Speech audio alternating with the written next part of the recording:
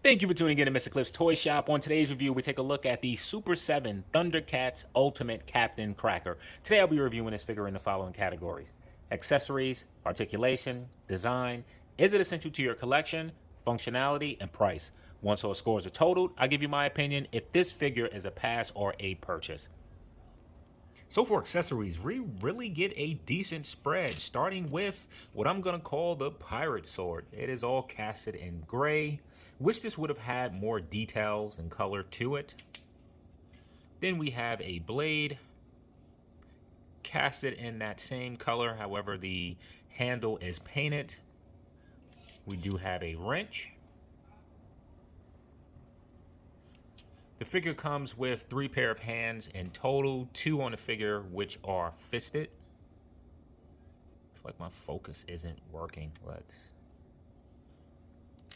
We get 2 head sculpts. It's pretty cool. And we get 2 versions of his robotic parrot.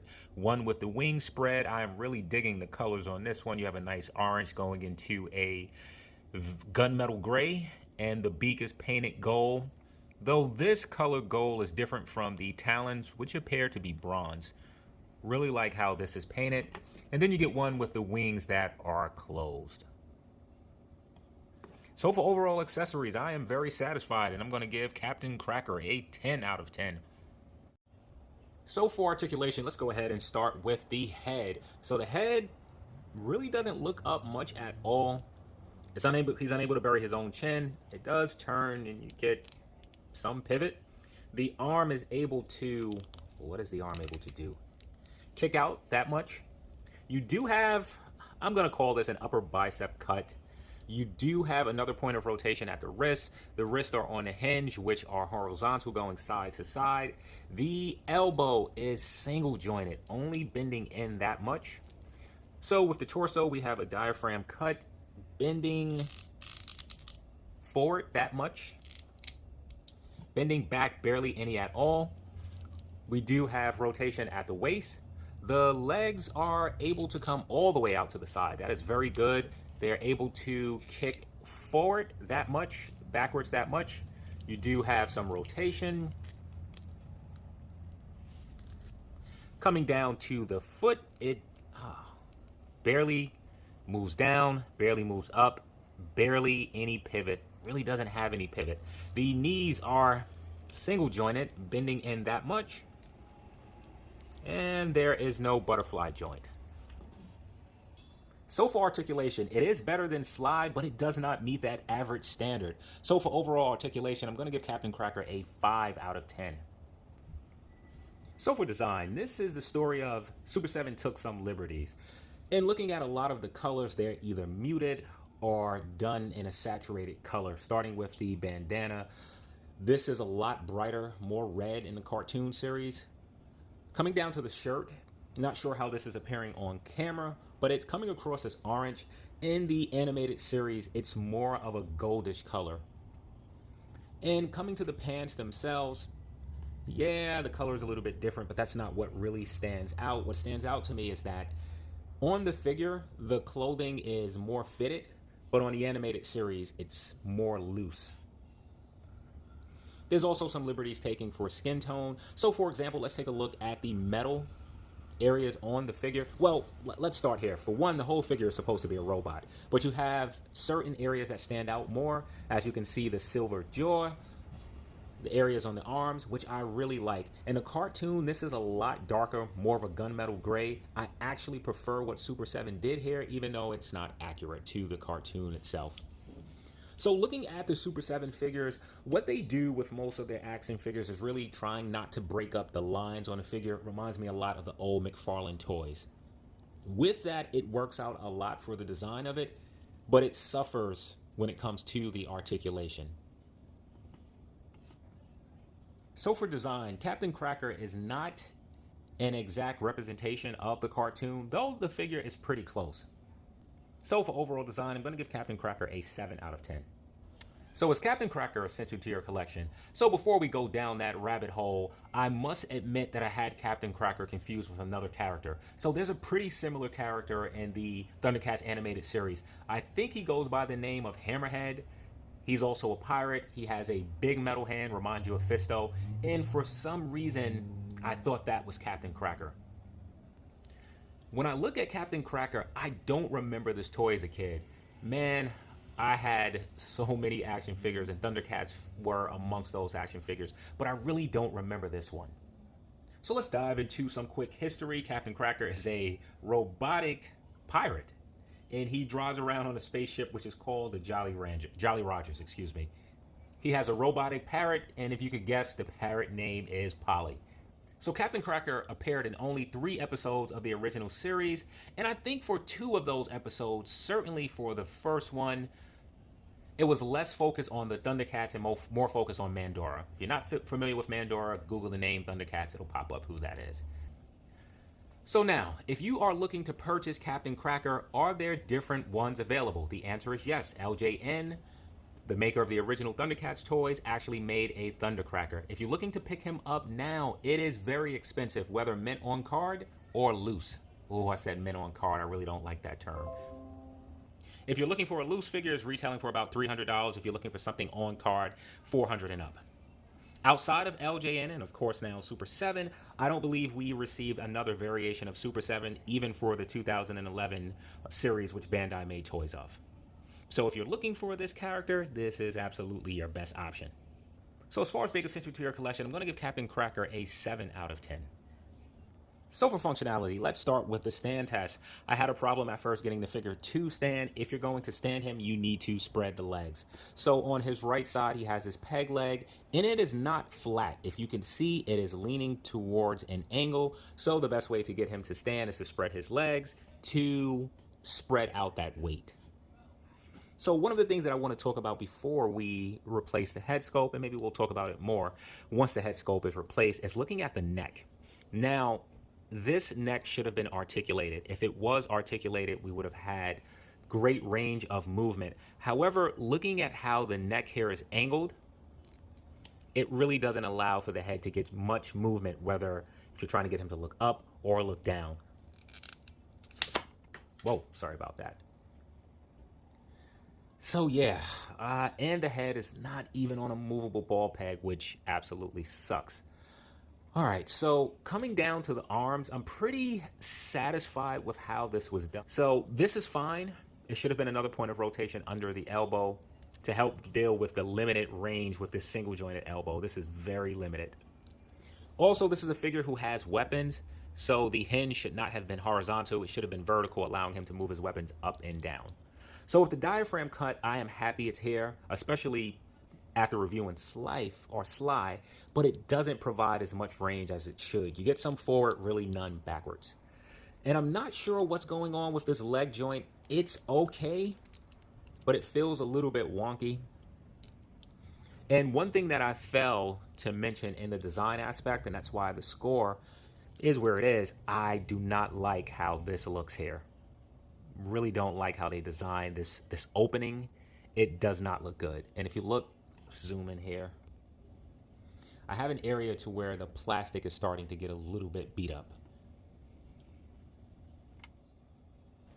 Continuing down on the figure, the foot, you really don't get any movement out of here. It's on a hinge of all things, and it does not allow for the foot to go back, forward, or side to side. So that sucks, particularly being that this character already has a peg leg and is very limited in what it can do on this side.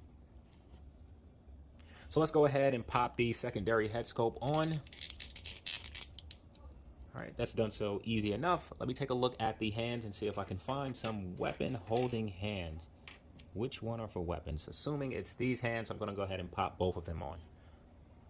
So one of the things I do like with Super 7 is that the peg joint is on the hands themselves. And this is a bit thicker than the usual pegs for Super 7. Seems I always want to say Storm Collectibles.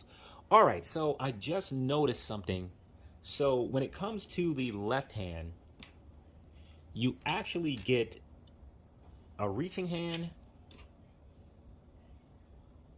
sort of a clawing hand maybe, but you don't really get a weapon gripping hand. So I'm going to try to use one of those hands that comes.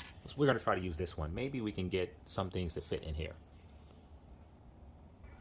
So we're going to start with this. This should be easier enough. Just going to pinch the thumb back. So that works perfectly fine. I'm going to see if any of the other weapons work in his hand. As you can see how the fingers are spread out. This is not meant for this. Maybe it is meant for the larger wrench. Maybe. Think so. Possibly. Maybe. Taking this out. Let's go ahead and prop the knife here. Yeah, so that works. And all of the weapons work well within the hand. He holds each item pretty tight. So removing this knife, it's able to be tucked away. I must admit this part felt a little loose when I first touched it, but I guess it's okay. But just be careful with it. Make sure if you're kicking the legs out that this piece is moved out of the way. So let's go ahead and take a look at both of his parrots. Oh, I didn't show this. So there's a hole on his shoulder, and you just port that in, and the parrot is able to sit on his shoulder just like that. Removing this one, let's go with the wing open version. Port that in. So just looking at, all right. So I don't want to complain about this, but if the arm is just laying straight down, the parrot is a bit too far back, so you need to turn it. So as you turn it, he always has that sort of walking and my arm is swinging motion. Let's just see if it's the same thing for this version. Yeah, it absolutely is. It needs to be right around here. So the arms are going to be you're going to need to put the arms in a pose, something similar like this, like that to the back, or this is just not going to look right. And last thing before we jump to scoring, this diaper area is very soft, which it's a good thing because it allows the legs to kick up. However, it is so soft you can see that it flexes just barely from touching it. This is going to rip, bunch up, or have imprints in it, so you need to be careful with that. So for functionality, there are some issues. Let's just go ahead and start with the leg. That could have been engineered a little bit better. The hole or the port for this parrot should have been higher on his shoulder. I do get how that may mess with the design of it. Also, Super 7 really missed an opportunity of adding articulation with a neck joint. So for overall functionality, I'll be giving Captain Cracker a 6 out of 10. So for pricing, Captain Cracker comes in at $45. That's before taxes, that is before shipping. Add in the two, you're looking at a price point of roughly $51. So now is Captain Cracker worth the price of admission? So first, let's see what he comes with. In terms of accessories, you get a decent amount. Alternate head sculpt, some pretty cool accessories such as the swords, the knife, and I do like the wrench, which I think is from the first episode he appeared in. And you also get the two parrots, which are painted and detailed very well. This is one of the figures to where I don't know how Super 7 is really going to reuse this sculpt. So this may be the only time that we're seeing this particular sculpt. So I am keeping that in mind for pricing. So reviewing this figure immediately after reviewing Sly, they don't feel like the same caliber of figure. Sly was a lot heavier, more detailed, more paint. This, not as much. So for overall pricing, I'm going to give Captain Cracker an 8 out of 10. So that should give Captain Cracker an overall cliff score of 43 out of 60. So now is this figure a pass or a purchase? If you are a novice Thundercat fan, you don't need this figure in your collection. If you are a Thundercat fan, I still don't think you need this figure in your collection. If you are a completionist, then of course you're going to want to have this character. With me having this in hand, I don't feel that it's a character that I absolutely need. So if you are on a budget, penny pinching, and you need to cut out a few characters, this may be one worth skipping. So as far as being a pass or a purchase, I'm going to say that this figure is a pass. So the first figure that I want to throw next to Captain Cracker, there he is by himself, is Lion-O. And the reason I wanted to throw Lion-O in here, in the series, Captain Cracker is a lot shorter than Lion-O. Here, I don't think the issue is with Captain Cracker. I think the issue is with Lion-O. Lion-O should be taller, so I won't hold it against this figure. Let's go ahead and throw in Sly. Let's get rid of the Lord of the Thundercats. And let's put in Keldor. This is my son's figure. I'm really digging these Masters of the Universe. Decided to collect these for my son, and he's having a ball collecting them. And I just want more Keldor stuff. Let's get rid of Sly. Let's throw in Scareglow. I wasn't going to even let my son open this one, but I decided to, and he's scared when it starts going. All right, let's throw in, I think for the last one, Jackalman.